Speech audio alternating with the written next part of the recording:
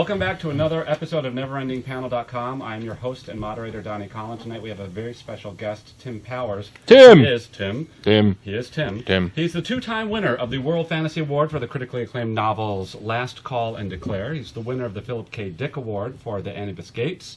I don't even know if I said that Anubis. correctly. Anubis. I only know how to spell it. It's like an old bus, but a new one. Anubis Gates. Also, he's known for his secret history novels, which essentially take actual events, but they're explained through paranormal occurrences. Anyways, So Lincoln went home? can we get to somebody the else. All right, go on, We go got on. like 9 minutes. Go, dude. go, go, go. All right, I'm just saying. Okay, so our panel tonight is, what are the ABCs And of... who am I?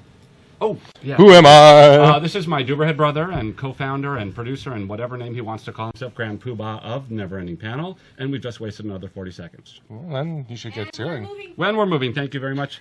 What are the ABCs of creating a fantasy world by using actual documented historical events? In other words, is there, for somebody who's out there saying, hey, I want to create one of these things, is there an ABC? Because a lot of people say, well, I just write what comes to my mind or I make an outline. Since you are the actual expert in this, do you have an ABCs you work with? Or Just make it up as you go and then fill in the facts Because afterwards. if there's no ABCs, we'll just end the panel now. No, just kidding. It's all up to you. Theory? Well, No pressure. I'm Right now. real aware of the danger that if you write a story set in a completely imaginary world, the magical kingdom of Ding Dong. I like ding-dongs. Yeah. Ding dong. Well, of course. Oh, actually, those are ring-dings. Never mind. The risk They're ding-dongs. is if it's completely made up, you're not going to engage the reader as closely as you would in a story set in Paris or Rome. Because there's a subconscious little bit where they think, I've heard of Paris, this must be real. Right. I've seen movies with Paris.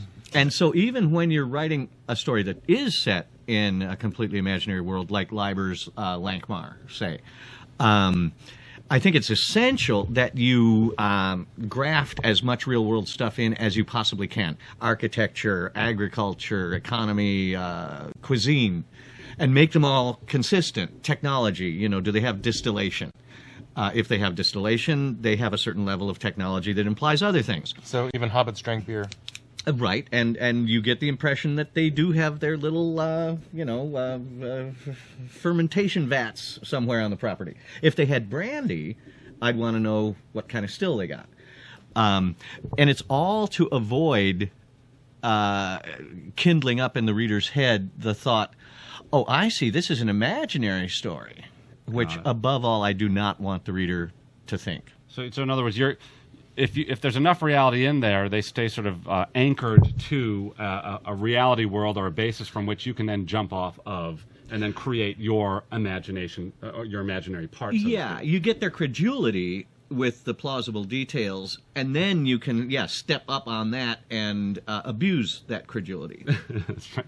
We were, You can ask him to spend only so much disbelief. right. Exactly. Now, the opposite of that is, Eitan and I were fortunate last night to have been on a panel with Dr. Jerry Pornell, who said, because he's big on the science and making sure that all that stuff works out on top of your story, and he had made the opposite argument to a certain extent by saying, everybody made such a big deal out of Larry Niven's surfer, on the huge wave, and nobody bothered or nobody cared about the fact that no wave could have actually come from that direction based on the seacoast and the tide charts and everything like that. So, I mean, that's obviously taking it a step too far, but that's the opposite where you can get it right, but it doesn't matter if you have such a great fantastical image or story, they're going to dump it anyways.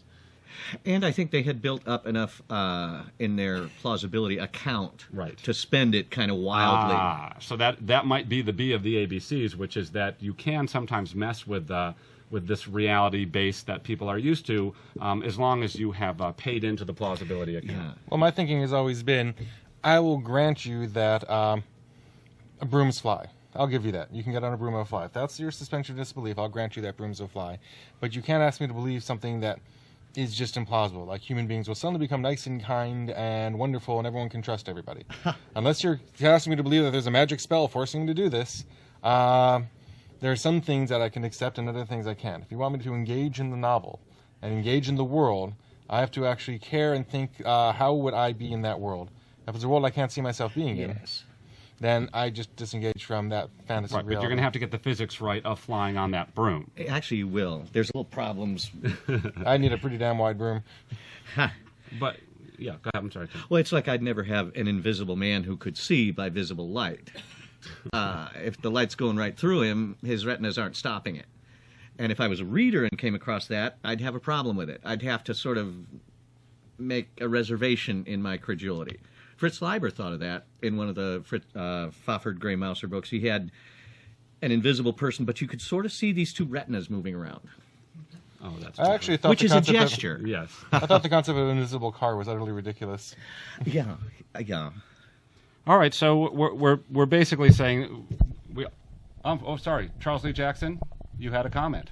You had two comments. No, I have the second. You have the second. Oh, okay, right. I thought you were With- like saying with- Peace Brother With two comments. with two comments and The peace. stories that I write, I have very bizarre, bigger-than-life characters, and I have found long ago that setting them in as real a world as possible works very well. There is a danger of being too real because somebody might say, wait a minute, that's me, I'm suing.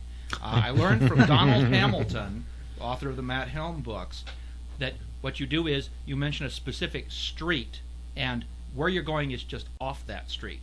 I'm writing a story set in Santa Barbara at the moment, and all of these warehouses and office buildings, they're off State Street, or they're around the corner from Magnolia, whatever. I'm still able to get a very real feeling of Santa Barbara. I went to Santa Barbara last year and just wandered around, found the warehouse district, so I know the street names, found all this stuff.